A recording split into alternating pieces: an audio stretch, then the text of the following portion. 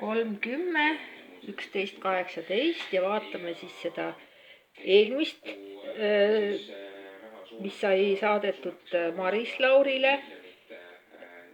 See istungi protokoll on, näete, olemas 18:10 kuupäevaga ja 18:10 kuupäeva ja kassatsiooniteate vahel ja kassatsiooni vahel ei ole mitte ühtegi määrust.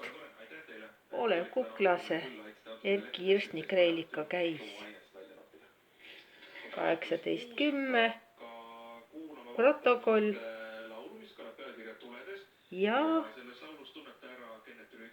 Olev Kuklase kassatsioon 13:12.